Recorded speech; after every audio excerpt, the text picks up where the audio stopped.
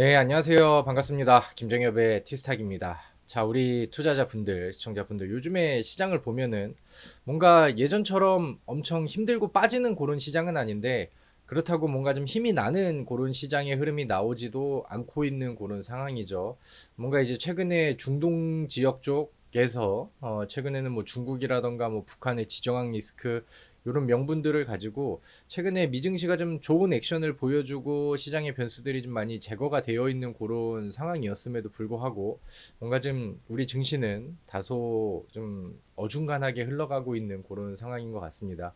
그래도 그럴 것이 지금 우리나라의 주도 업종이 반도체, 그 다음에 2차 전지, 제약주 이렇게 세 개가 있는데 반도체 쪽에서는 삼성전자가 뭐 계속해서 52주 신저가를 막 쓰기도 하고요.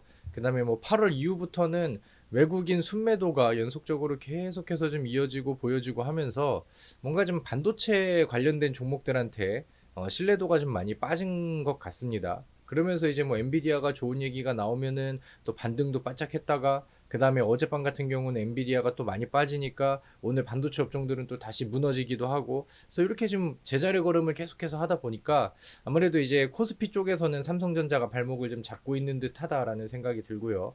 그 다음에 이런 것들이 이제 코스닥에서 잘 치고 올라가려고 한다면 2차 전지 쪽이라던가 아니면 제약주 이쪽에서 많이 좀 치고 올라가 줘야 되는데 2차 전지는 뭐 저는 생각하는 전망은 여전히 뭐 긍정적이다라고 생각을 하나 최근 뭐 몇 거래일 동안에서는 테슬라가 이제 로보택시 발표하고 뭔가 좀 아쉬운 그림들을 보여줬죠. 그러다 보니까 그런 주가의 하락들이 우리나라 2차 전지 종목들한테도 좀 영향을 좀 끼치고 뭐 반도체라던가 2차 전지 종목들이 요즘에는 힘을 좀 못 쓰고 있는 그런 상황입니다. 그래서 그런 그 흐름 안에서 다른 이제 그 대장 업종인 제약주들이 요즘에 뭐 계속해서 좀 잘 치고 올라가는 모습들이 보여지는 것 같고 제가 이제 뭐 과거에서부터 제약주는 2024년도 하반기까지 아니면 내년 상반기까지 좀 믿고 투자를 해볼 만한 그런 업종이다라는 부분들을 방송을 통해서 유튜브를 통해서 무료 방송을 통해서 많이 강조를 드렸었는데 오늘 같은 경우는 아니면 뭐 이번 주 같은 경우는 그런 부분들이 더욱 좀 두드러지고 있지 않나라고 생각을 합니다. 실제로 시가총액 상위 랭커 종목들을 보면은 뭐 오늘은 시장 자체가 좀 많이 밀리긴 했지만 그 외에 이제 전반적인 추세 움직임을 봤었을 때는 알테오젠이 뭐 시가총액 1등 종목이죠. 최근에 뭐 분위기가 멈추질 않고 계속해서 좋게 잘 나가고 있는 그런 상황입니다. 그리고 이제 뭐 두 번째 종목은 뭐 HLB 혹은 뭐 리가캠바이오 이런 종목들을 본다 하더라도 굉장히 좀 추이가 격하게 좀 올라가죠. 최근에 리가켄바이오 같은 경우는 일본의 또 기술 수출 그 수주가 좀 떨어지면서 신고가를 다시 한번 좀 쓰고 올라가는 모습들이 보여지고 있습니다. 그리고 이제 코스피 쪽에서는 대표적으로 삼바, 삼성바이오로직스도 최근에 뭐 황제주 100만 원 넘어가고 그다음에 이제 또 52주 신고가 새로 쓰고 이런 그림들이 나오면서 어떻게 보면 지금 당장은 좀 믿고 보고 찍고 투자할 수 있을 만한 업종이 제약주 안으로 좀 한정되고 있지 않나 이런 생각이 좀 들기도 합니다. 그래서 오늘은 또 제약주 안에서 우리가 또 좋은 기회를 어느 종목을 통해서 좀 보면 좋을까? 그 안에서 좀 요즘에 어떤 이슈와 트렌드들이 불고 있는가? 이런 것들을 좀 같이 알아보면 좋겠다라는 생각을 합니다. 그래서 하나씩 좀 같이 보도록 하죠. 지금 제약주들이 가장 힘을 잘 받고 있는 이유 중에 하나는 이제 금리 정책의 방향이 이제 인상 혹은 고금리 유지 이쪽에서 금리를 점차적으로 내려가겠다로 이제 바뀌었죠. 그리고 9월 달에는 기대했던 것보다 좀 더 빠른 속도로 B컷이라는 두 단계 금리 인하를 진행을 했어요.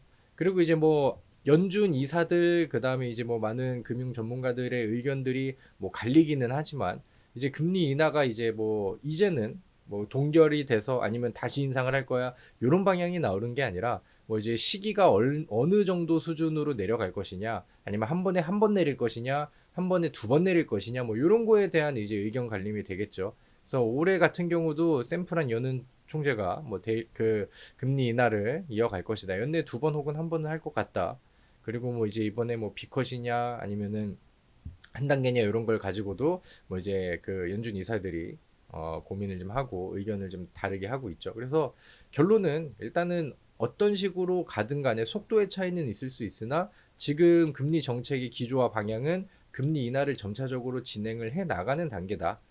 그리고 뭐 이제 좀 지표 발표들이 연착륙이냐 경착륙이냐 이런 걸로 인해서 시장이 흔들리긴 하지만 금리 인하 방향에 대한 부분들과 지금 진행형으로 이어지고 있는 기조는 지금은 당장 바뀌기 힘들겠죠. 그래서 그런 부분들이 뭐 계속해서 성장주를 계속해서 자극을 할 수 있는 그런 상황인데 그 중에서도 이제 제약주들이 대표적이죠. 금리에 가장 예민한 업종이기도 하고 이게 가장 큰 범위 안에서 우리가 좀 제약주를 멀리 보고 투자를 할 수 있을 만한 좋은 정책들이라고 보고요. 그다음에 이제 실제로 뭐 다음 뉴스 기사들 이런 것들을 보면은 우호적인 환경들이 굉장히 좀 많아요. 여기 보시면은 글로벌적으로 인정을 받고 있는 K바이오, 그래서 CDMO 파격 지원이 필요하다. 그래서 뭐 그대 이제 정책적으로도 그다음에 국가적으로도 이렇게 이제 좀 그 필요성을 인지를 하고 있다라는 기회들이 좀 나오고 있죠. 그리고 이제 CDMO, 그다음에 바이오시밀러, 이제 복제약 시장 이쪽에서도 우리나라 기업들이 굉장히 좀 치고 올라갈 수 있을 만한 그 기회들이 많이 만들어지고 있다라고 생각이 들어요. 일단은 이쪽 시장 자체가 규모와 캐파가 굉장히 빠르게 성장을 하고 있다라는 그런 통계치들이 시장에서 이제 뉴스로 좀 전달이 되고 있는 그런 상황이고, 그 다음에 이제 거기에 최적화되어 있는 삼성 바이오로직스, 그 다음에 이제 뭐 셀트리온이라는 기업도 있죠. 그래서 그런 기업들이 거기에 맞춰서 또 좋은 활약들을 보여주고 있어요. 셀트리온 같은 경우는 2024년도 들어와가지고 뭐 2분기 실적 턴어라운드, 그 다음에 이제 최대 실적 이런 내용들이 발표가 되고 있죠. 셀트리온 같은 경우는 주가에 그런 부분들이 반영이 아직은 크게 되지 않았지만 일단은 뭐 좋은 내용들과 이슈들이 계속해서 좀 이어지고 있습니다. 그리고 이제 뭐 다른 기회라고 한다면은 미국 지금 대선을 앞두고 있는 미국 쪽을 한번 좀 보도록 하죠. 하나는 이 생물보안법이라는 거고, 하나는 이제 약가 인하라고 해서 이제 그 이쪽을 좀 먼저 볼까요? 이제 대선을 앞두고 있는 상황인데 해리스 쪽이나 트럼프 쪽이나 같이 주장을 하는 부분들이, 그다음에 우리나라의 이제 뭐 약간 저출산 같이 가장 좀 큰 문제로 대두되고 있는 것이 미국 사람들이 의료비 지출이 너무 크다라는 거예요. 그래서 이 약가를 좀 인하를 하고 이 부담을 좀 줄여야 되는데, 그러기 위해서는 뭐 여러 정책들을 좀 펼치기도 해야겠죠. 그리고 그런 모든 내용들을 보면은 이 바이오시밀러, 그다음에 복제약 요거의 니즈들이 상당히 좀 높아지고, 지금 우리나라 그 기업들이, 바이오시밀러 기업들이 이쪽을 이 대선에서 지금 추구하는 정책, 앞으로 미국에서 하려는 정책 방향에 대해서 충분히 좋은 수혜를 받을 수 있다라는 평가를 많이 받고 있습니다. 실제로 대표적인 기업 바이넥스라는 종목도 요즘에 주가 추이가 상당히 강력하죠. 굉장히 좀 많이 오르고 올라가고 있는 상황이고 많이 오르고 있는 그런 중이기도 합니다. 그래서 이런 부분들이 일단은 좋은 호재로 작용을 할 수 있겠다라는 생각이 들고, 그 다음에 좀 더 강력한 내용이라고 하면은 이 생물보안법입니다. 이게 이제 뭐 쉽게 말하면은 중국 바이오 기업을 죽이려는 거예요. 그러니까 지금 뭐 트럼프나 해리스 쪽 양쪽으로도 중국을 견제해야 되겠다라는 목표는 똑같아요. 뭐 방법은 다를 수 있겠으나, 그리고 이제 지금 생물보안법 얘기들이 많이 나오죠. 그러니까 중국이 미국에 진출해 있는 중국 바이오 기업들 이런 것들을 죽이고 제한을 두겠다.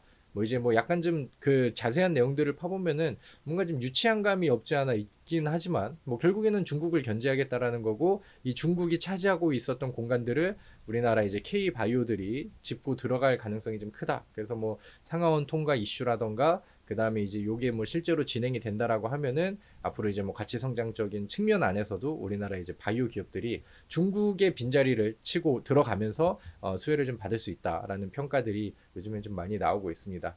일단은 뭐 금리 정책은 우호적이고, 그 다음에 전반적인 미국에서 그 수혜를 받을 수 있을 만한 정책의 방향도 이제 뭐 굉장히 좀 좋게 올라가고 있는 그런 상황이고, 그러다 보니까 일단은 뭐 대장 제약주들이 힘이 굉장히 좀 좋은 상황이고, 아직까지는 중소형 종목들의 전반적인 뭐 이제 분위기가 제약주들이 다 같이 모든 종목들이 올라가고 그런 분위기들은 아닌데, 이제 중소형주들 안에서도 개별적인 이슈나 재료가 있는 종목들은 순환매를 보여주면서 급등 랠리를 잘 보여주기도 합니다. 이제 최근에는 위고비 관련된 이슈가 있었죠. 이제 한국에서도 이제 위고비가 이제 출시가 되고 한국 사람들을 그 통해서 뭐 이렇게 이제 그 임상을 좀 해봤더니 뭐 내장 지방이 40% 줄면서 효과가 있었다.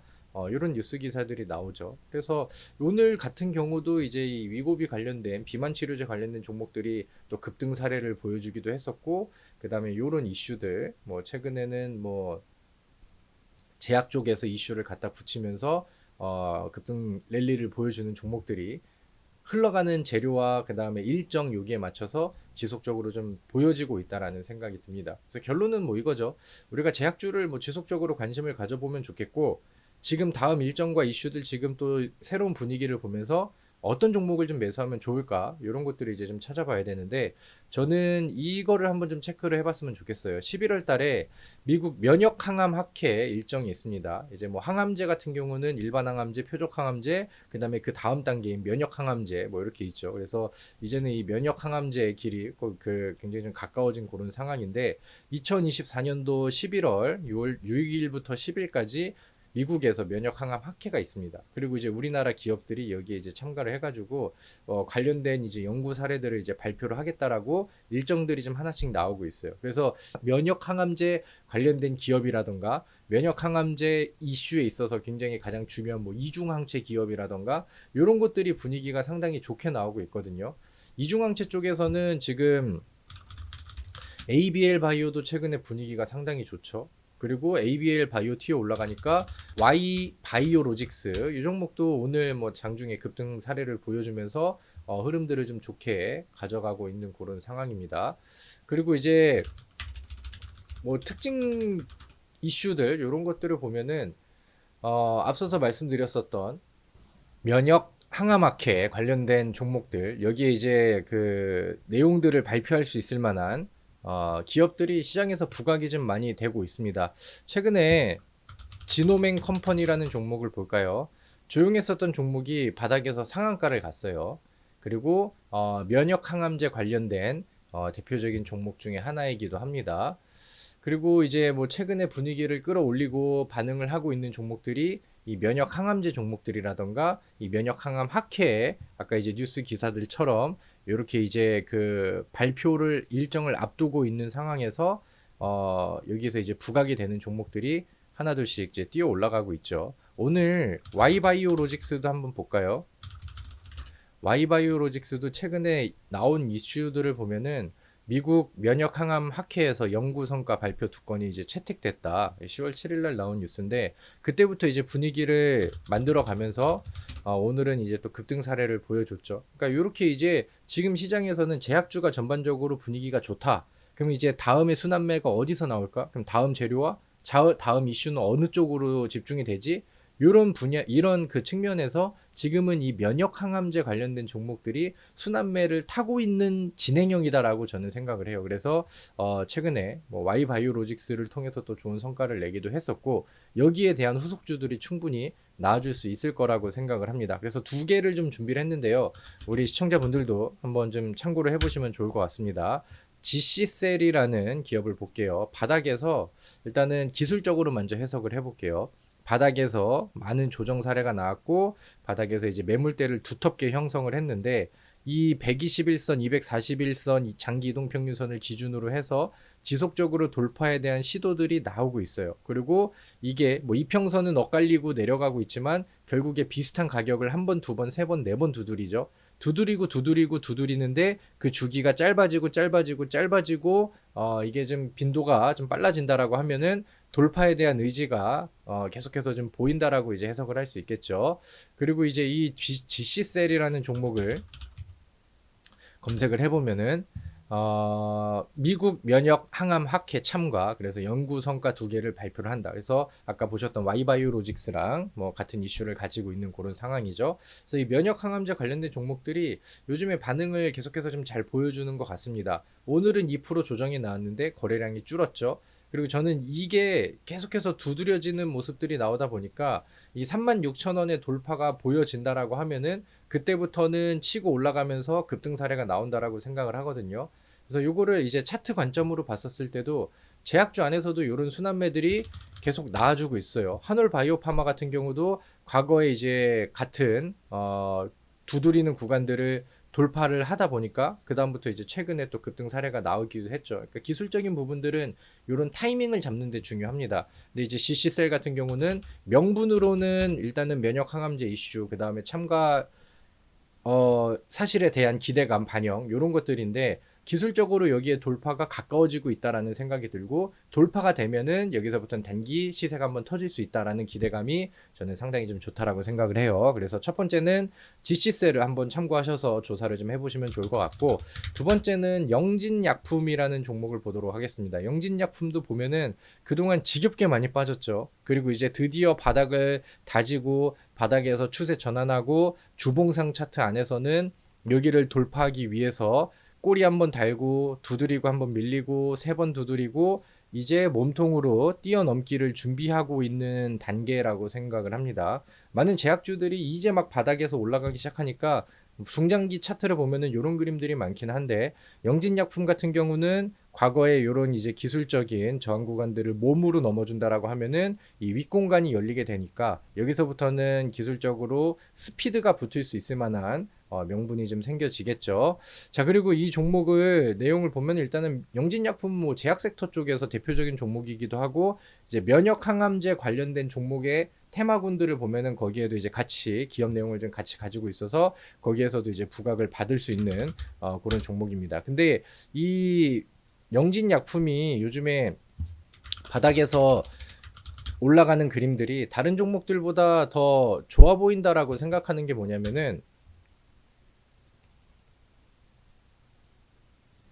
최근에 이 종목을 매수하는 수급들이 개인 쪽에 이제 매도를 외국인들과 기관 쪽에서 쌍끌이로 계속해서 좀 받아가고 있어요. 오늘은 외국인들이 전반적으로 시장에서 좀 팔긴 했지만 최근에 수급 개선의 폭도 확실히 좀 보여지는 모습이고, 연기금 쪽에서도 매수를 이제 툭툭툭툭 넣어주고 있어요. 근데 이게 하루 이틀 단계가 아니라 연속적인 순매수가 바닥에서 들어오고 있다라는 거, 그거는 뭔가를 좀 준비하고 저가 매수를 좀 묵직하게 하고 있다라고 우리가 시그널을 좀 받을 수 있겠죠. 그래서 일단은 뭐 여러 가지 뭐 긍정적인 요소들이 저는 좋다라고 생각을 합니다.